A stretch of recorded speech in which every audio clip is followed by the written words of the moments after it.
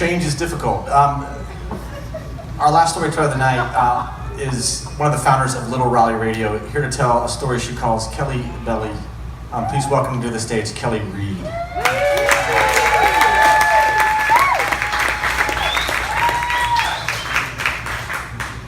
Whew.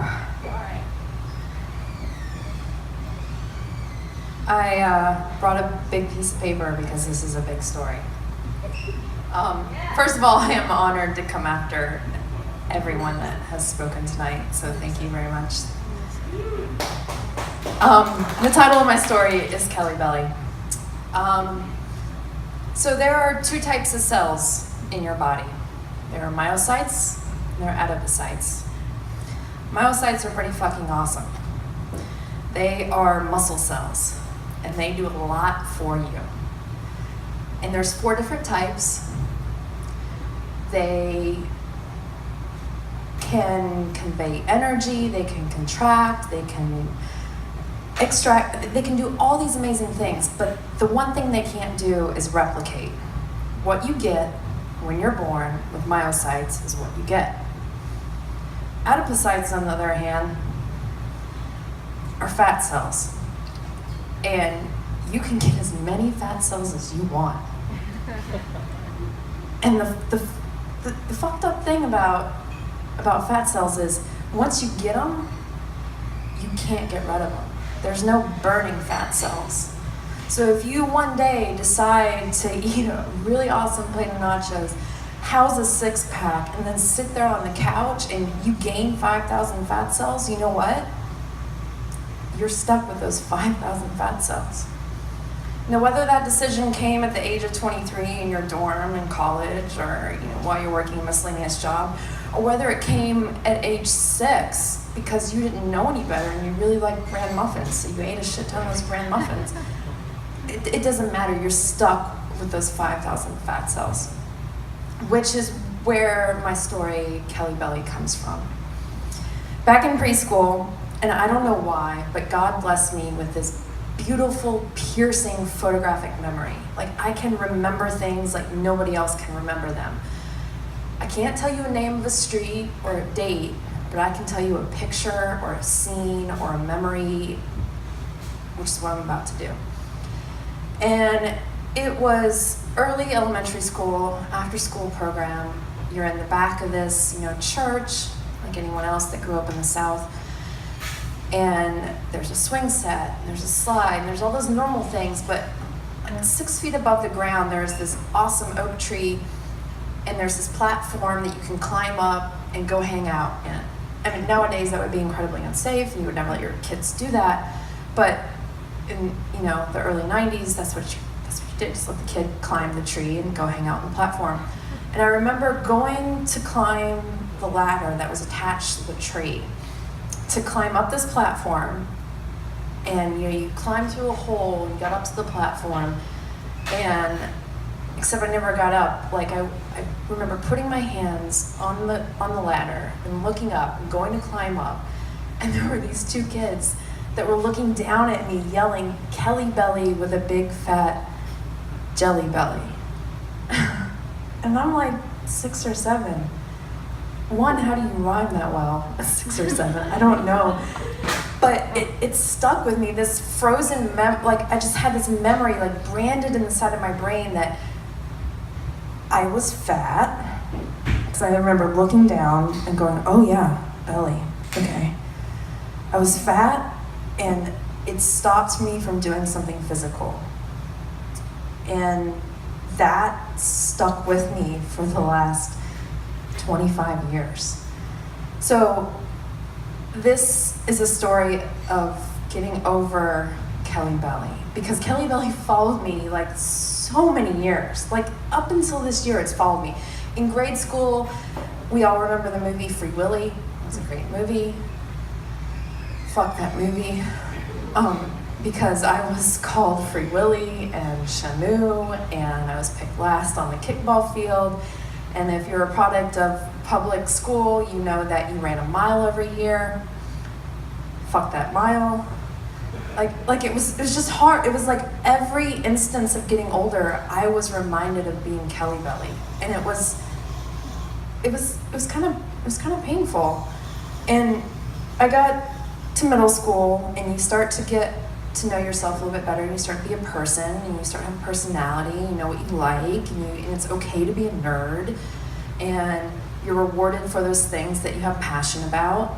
And I remember we were going to the zoo, and this was the era when Old Navy had just become popular. And Old Navy was the best thing possible for a fat kid, because Old Navy blended like the K through 12 with the like adult clothing. Like there was not a definite line between you wore this size or you wore this size. It all kind of looked the same. So at age 12, I wore a size 12 or 14 in women's, which is pretty big. But it didn't matter, because I had Old Navy jean shorts on, and an Old Navy tank top on, and this really awesome Old Navy jacket on, and we were going to the zoo. And so I was finally starting to like come out of my shell and be this like person, discovering myself, and we're at the zoo and I'm having a good time. And I remember standing in line, waiting, and this girl turns her head and looks at me and points at my arms and goes, "What are those?" I had no idea what she was talking about. And so I like look at my arms, look at my armpits, and I'm like, what? And there are these like purple lines starting to like grow down my arms. And so I immediately put my jacket back on, because I didn't know. I thought something was wrong. I was a freak. Later that night I went home and I asked my mom. She told me there were stretch marks. And being the motherly woman she was, she said, "They'll go away, don't worry about it." Well, Mom, stretch marks never go away. They're kind of there forever. They're scars. They're this physical reminder that there are adipocytes underneath your skin, replicating, growing, and pushing your skin apart.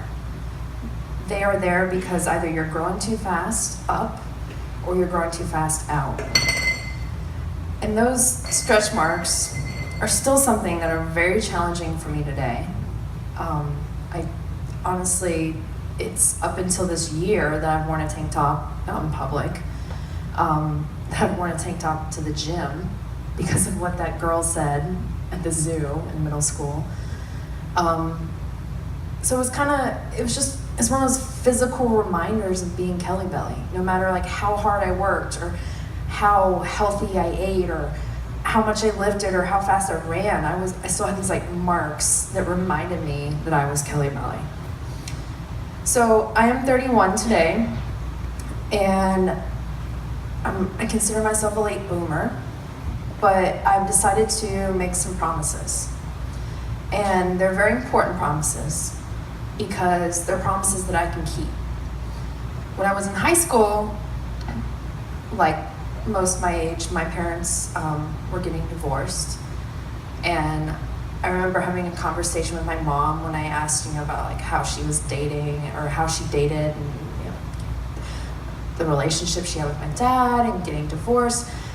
And something oddly like jumped out at me in this conversation I had with my mom, where she told me that she had promised my dad she would never get fat. And to this day, I don't get it. I can't even promise myself I won't get fat. Because one, fat is open to interpretation. Like the definition of fat is, there's no like scientific definition. Exactly, yeah.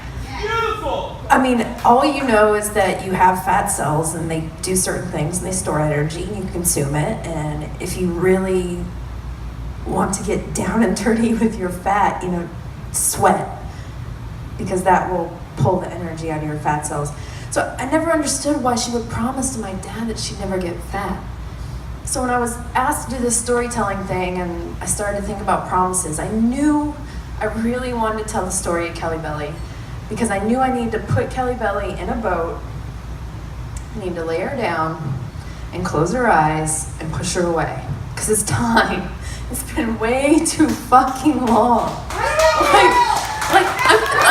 I'm 31. Like it's done. I'm done.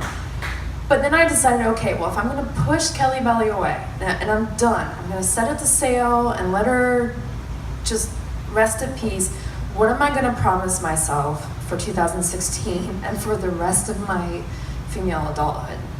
So I was thinking about it, and these are the promises I decided to make.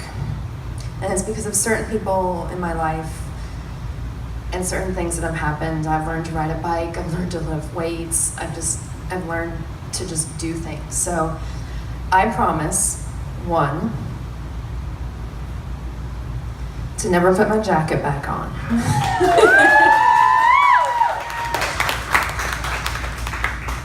And two, I promise to always fucking work hard and always try.